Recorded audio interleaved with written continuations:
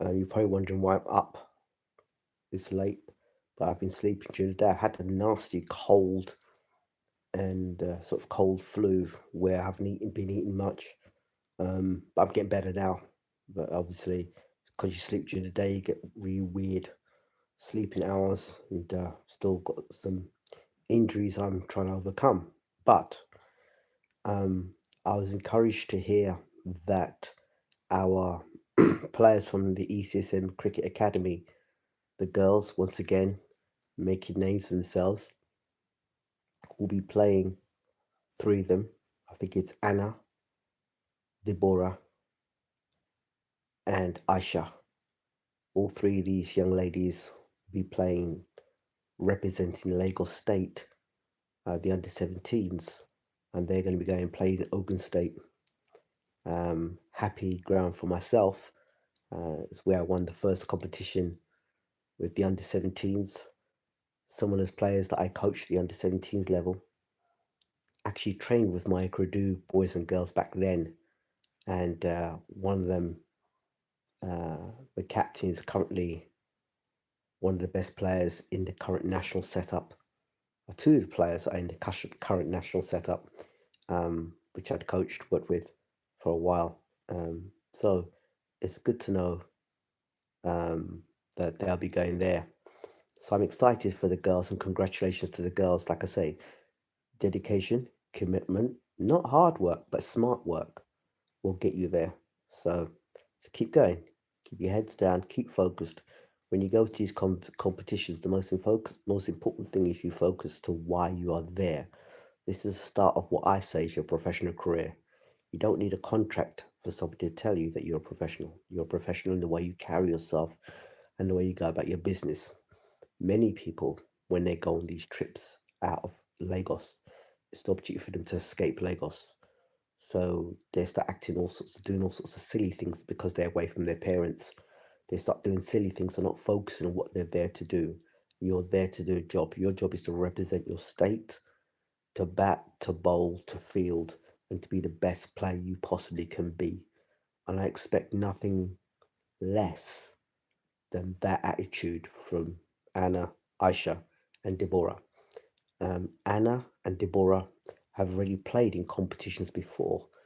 They travelled with me to Abuja with our Ikorodu team, and they played state cricket, and their two state teams there were two of the best teams um, in Nigeria, female cricketers, and they had a few Nigerian international cricketers there. So they know what it's like to play a very good standard of cricket. So they should be under no illusion. And the girls they were playing then were a little older, a little bit more experienced. So under 17 level, they've got nothing to be worried about. They've played most of our boys, so competitively, so they've got nothing to be concerned about, and they should enjoy the trip to Lagos, from Lagos to Ogun State. You should enjoy it, have fun.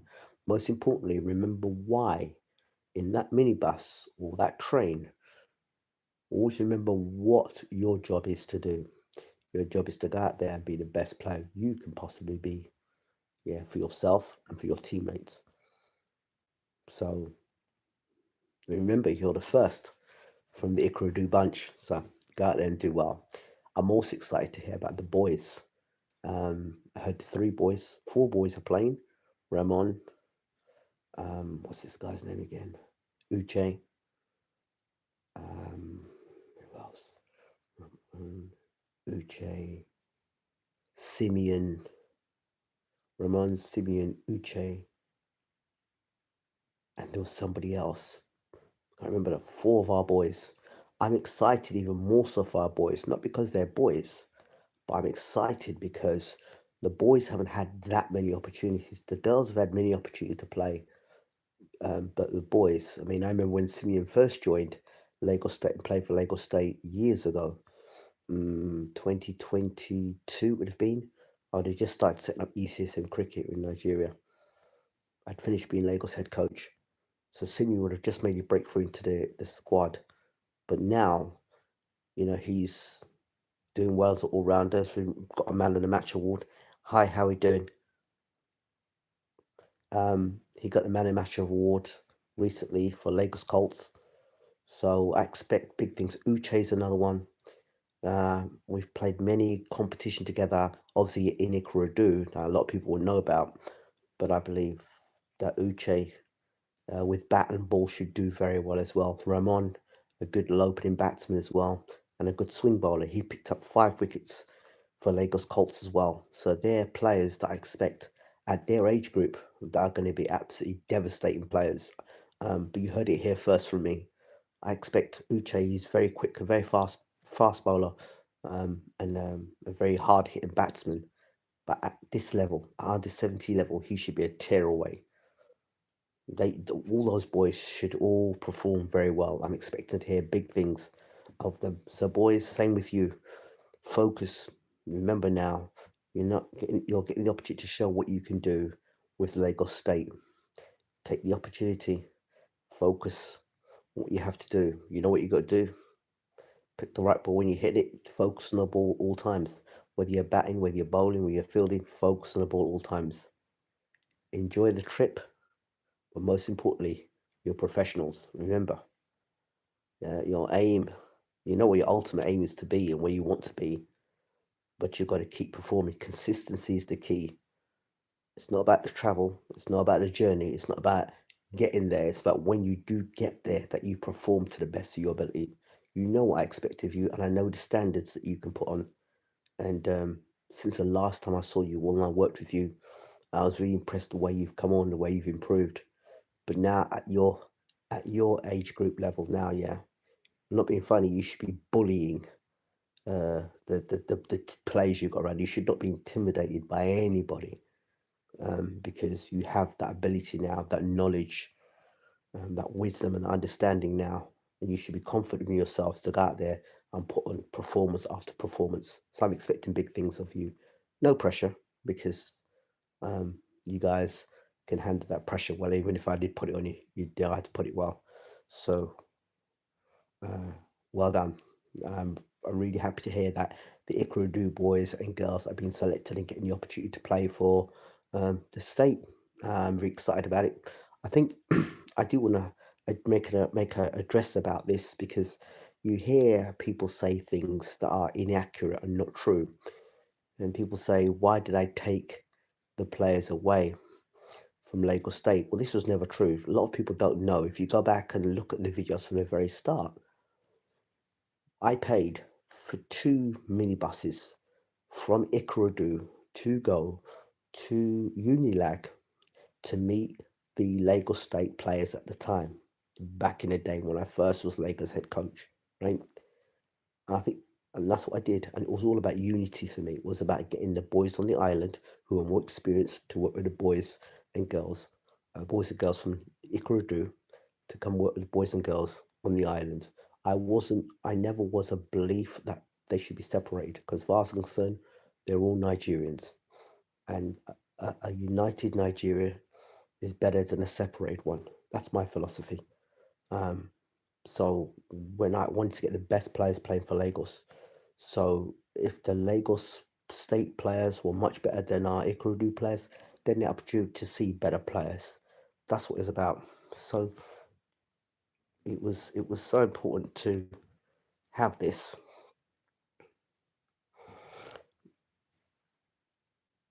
It was so important to have this for the squad, uh, and of course the benefits of it. People said, "Oh well, it was." I mean, very probably misinformed people. But when people used to say that um, it could potentially be Ingram's team, it was never about Ingram's team. It was always about Nigerian players. It's always about Nigerian players. It's always about getting the best for the Nigerian players. That was what it was always about, getting the best of those players. That's what it was ever. That was what it was always ever about, making the best players possible for Lagos State and Nigeria. So if you hear anything contrary to that, because in England, I was taught by some very good coaches, very very good coaches that were who had actually had test careers playing for England. I had fortunate. I started my cricket. I was very fortunate when I started coaching cricket. I started my cricket at home of cricket, which is at Middlesex. So for 2 3 years of my life, I was looked after and mentored by some of the best coaches that are around in England, right? And we were taught about safeguarding. We were taught about looking after the player, make sure the player got you were there to facilitate and get the best out of the player and encourage the player to be the best they possibly could be. It was not about ownership. And you'd hear stories of coaches that would own players, take players away from clubs and stuff like that, which I felt was always immoral, in my opinion. Um, Never thought it was right. I understand when players want to go to another club because the coach is moving there. That's a little different. But to literally take players, never did that. But I felt at the time the Ikorodu players needed time because they weren't getting the opportunities at the time. So I said, look, stay in Ikorodu. Let's get you trained up. Let's give you a year and a half, 2 years of you getting some solid training, focus, dedication. And then we had the High Commissioner of the UK for Nigeria got involved and gave us funding to enable us to continue to do the program. That's the simple reason why we never needed to go to TBS or to go to Unilag. It wasn't me separating. It was just a case that we had funding. We didn't need to leave Ikorodu. We had had 10 schools that we were coaching in. So there really wasn't. And we were getting the support from Lagos State, the Ministry of Education. We were getting their support as well. We were running competitions. We had a windball competition. We had T10 competition. We had T20 competitions. The majority of our competitions were being televised. If they weren't being televised, then our players were being interviewed on national television on a weekly basis. So I was doing what I could to promote the sport and to get these young people engaged in classroom sessions. At some point, we had a gaming competition where they had to learn how to bat, to bowl, to field via the TV and the PlayStation. Then we had tactical training as well. Then they did a coaching course as well. So they had a lot of stuff happening in Ikorodu. We had cyber security. So a lot of things happened. We partnered with a lot of people in Ikorodu. Did a lot of great stuff. And let's not blow my trumpet or anything. That's informing people of what had happened and what was going on at the time. And I say all this to say now, you put the seeds in the ground. Now we're beginning to see the benefits of it and the rise of players within Ikorodu. I so to say that I tell all these players, all our players, focus on what you're there to do. You're there to bat, to bowl, to field, and to be the best player you can be individually and as a team player, not just for yourself, not just for the team, for your captain, and for your, and for the whole thing of being an Ikorodu player as well. You're creating history. First ever from Ikorodu. You 3 years ago, 4 years ago, nobody would talk about Ikorodu. And in that sense, and saying they've got cricketers, people would laugh. They're not laughing anymore. And there's a real possibility of these players, if they put their head down and focus, they could go the whole way, but they've just got to focus and dedicate. Nobody's going to get there. Nobody's going to hand them any opportunities like that. You're going to have to make your opportunities. You're going to have to do something outstanding to be noticed. You've got the opportunities now. Take advantage of those opportunities. Which leads me into something else I thought I'd talk about tonight. There's been a number of young players that have come to me and spoken to me and asked me the question, Coach, if would you ever get involved at national level for Nigeria? Let me tell you all something, and I'm going to answer the question here today. In 2020 would have been, not 2021, maybe 2020, 2021, I saw Nigeria playing cricket on television. It was during the lockdown. I remember because I was going outside and we were in lockdown. I was at my mum's place. It was on Sky TV. I was going out the house to go to the pharmacy for my mum. So I was caring for my mum at the time. My dad was trapped in Trinidad. No, she was trapped in Grenada. So the country was locked down in Grenada. My sister, my mum, my dad were in Grenada. My mum was at the house and I was looking between my mum and my grandmother. But anyway, I was going at the house and I was going to start seeing Nigeria playing cricket on Sky TV. Ah, Nigeria cricket. Wow, they're playing cricket. I didn't know they even play cricket. I said, well, if I ever get the opportunity, I would love the opportunity to give something to Nigeria. And as a young boy, going back to when I was 14 years old, I always said that I want to go to Africa and I always want to give back to Africa. I always said at 14 years old. At 12 years old, I used to do every year. There's a company called World Vision. My church, I used to fast for a day. And while fasting for the day, I'd raise money and then give that money to the charity in the hope that money would go to Africa. Right. There was a thing that my parents used to say. We used to sit around the table and they used to say to me, Ingram, if you don't eat your food, think about all the starving kids in Africa. And they would say that. And as a kid, you'd listen to it and think to yourself, okay, I better eat because you don't know those kids in Africa, they're starving. Well, I can assure you in 2021, I never saw any starving kids in Africa.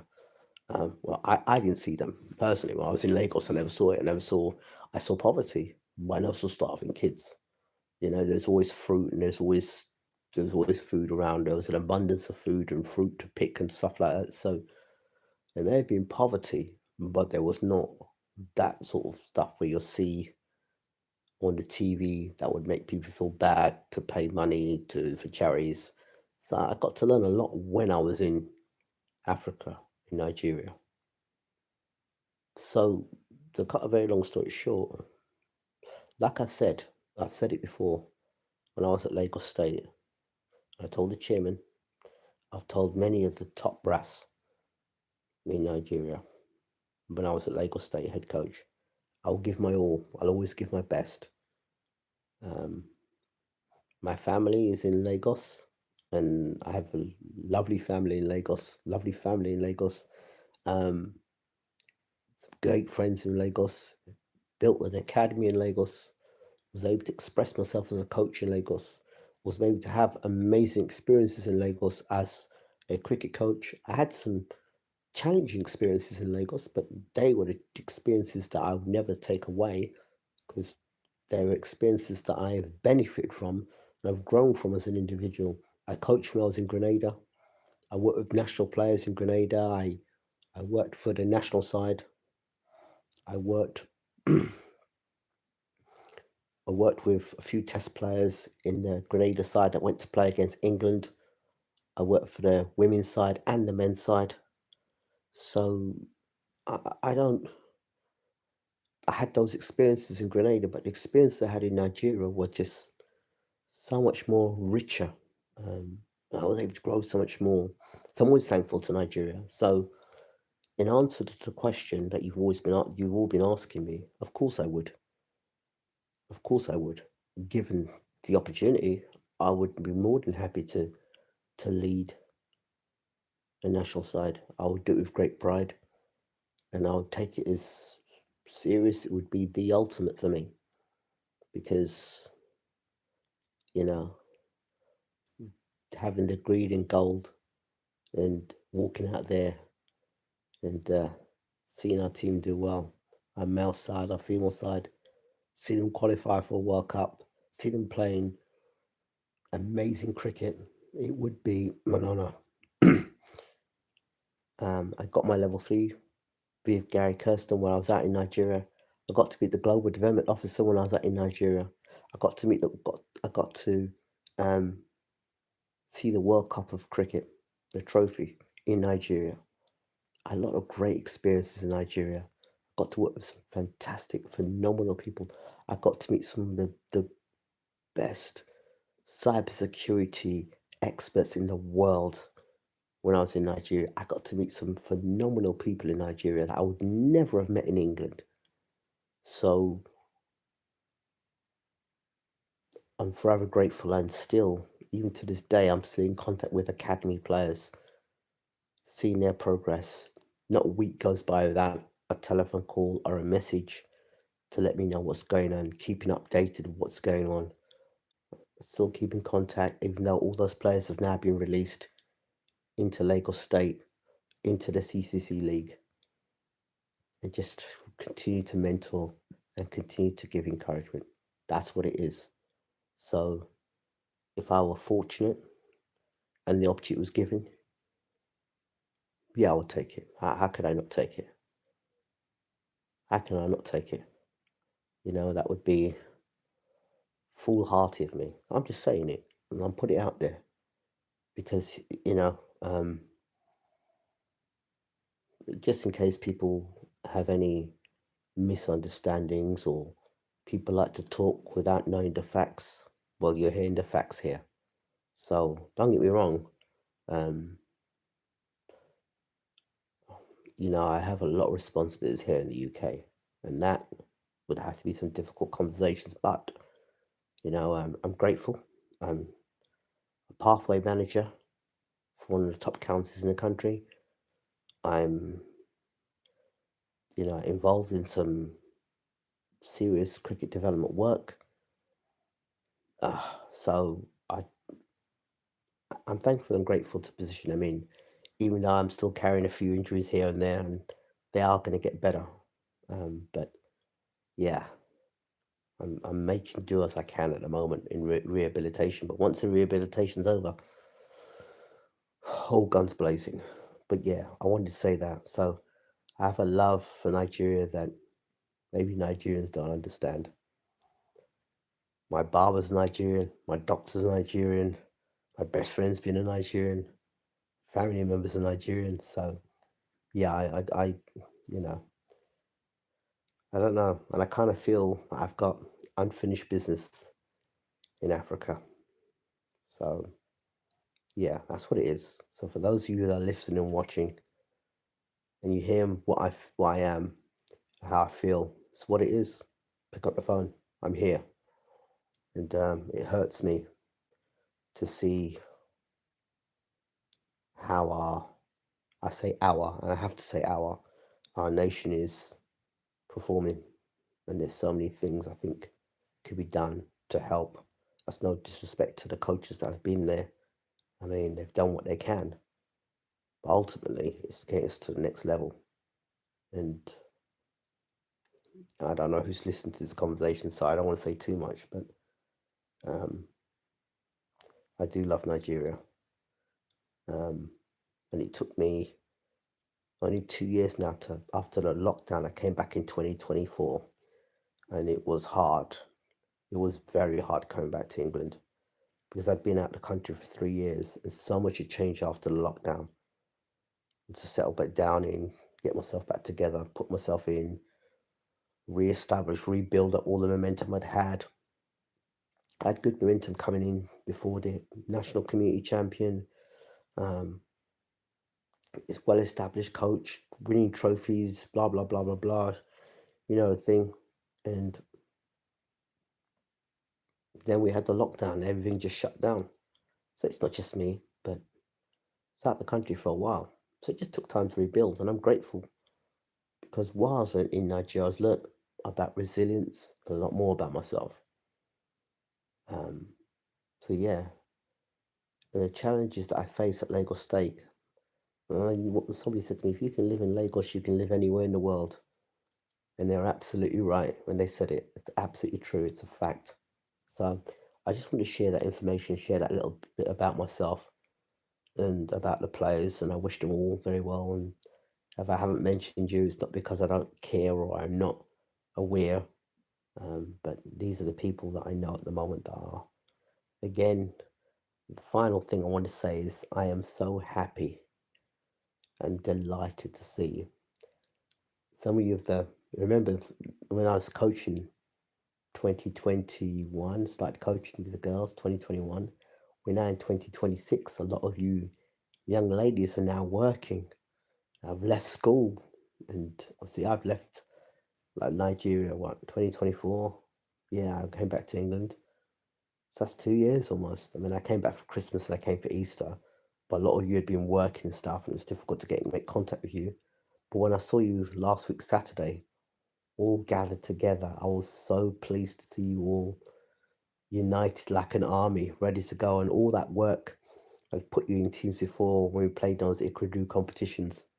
Now to see you all come back, grown, all got either jobs or studying at university. I'm proud of you all, and I'm just happy to know that the Ikorodu Queens are soon going to be playing at TBS, the home of cricket. So to me, I am delighted. Ultimately, having everyone together, all in one place, playing cricket for Ikorodu would be amazing. So, but I think I've said enough. I think it's the longest I've ever done a talk, but I thought I should share my heart with you all. Um, I don't know if I'm going to how much more time I'll be able to talk like this, but just know I have a lot of love for you, Nigeria, um, and despite whatever's happened, it's been for the God is the best of knowers. I always say that, and whatever's going to be is going to be. If I get the call and I'm valued, and in the sense that if you give the call, I'll feel valued, and I could take it the mantle of being a national coach, then so be it. And if somebody else comes along who can do a better job than us, then fair enough. Ultimately, I'll be disappointed, but what can I do? If you don't think I'm the manager for the job, then someone else can do the job, then so be it. Um, but just know that I care. As long as you know I care from my heart, and you heard it from me, not a second and third hand from people who probably don't even know what my last name is, don't know where I've come from, don't know, just heard from third, fourth party people. Right? So when you hear it from me here talking and people that know me like well, um, yeah, this is me talking. And I say this because I know people are watching, and sometimes people don't know how much you care. And to some people I've told, and some people that I've told and I'm slightly disappointed with. You meet them, you talk with them, spend time with them, and you think that they're on a level, and then they go back to the same old behavior that is failing us. You know, um, it's no good, but it's what it is.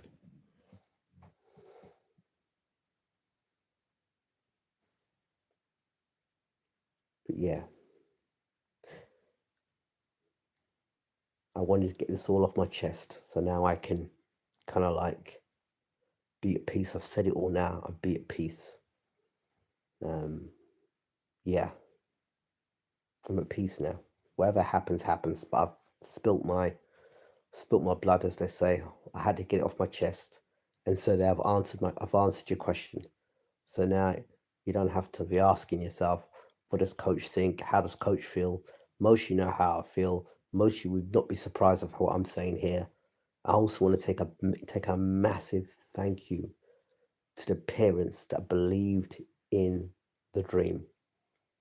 I do want to make this point just to close off, because there have been people that have made it very difficult, and there would be a lot more young people participating in cricket. But there were some people within positions of leadership, teachers, principals, that because they didn't like cricket, they blocked pupils from participating in the sport and blocked their opportunities, which is a shame. There's only so much you can do. You can provide the opportunity, and then there were some of those young people that, despite them being blocked, still went and kept playing and convinced their parents that they're serious about the sport. And I'm sure their parents now are very proud of them. So, perseverance, you know, to win any race, you have to participate, you know. And the thing is, I never understood, if you're going to stop a young person doing something positive with their lives and you want to block them with no good reason, and then you're trying to block them and then you're not replacing it with something positive for them, what are you doing? And then you'll be the same person that will call that young person useless or a criminal, and you were the person that blocked them from using their energy successfully. To understand it, cricket is the sport that brings education and sport together. You can't play cricket if you're not intelligent. You're not effectively, not to a high level. Cricket is a sport that brings prime ministers, doctors, accountants, scientists, I don't know, mathematicians. You have to have a level of intelligence to play the sport of cricket. Do you understand? And that's what a lot of parents don't understand. Why would you block your child from picking up a sport that, you know, um, can benefit your child so much? I don't know. But yeah, that's my final piece on that. Congratulations. Well done. Much love to you all. Coach IJ signing out. Have a good one. God bless you all.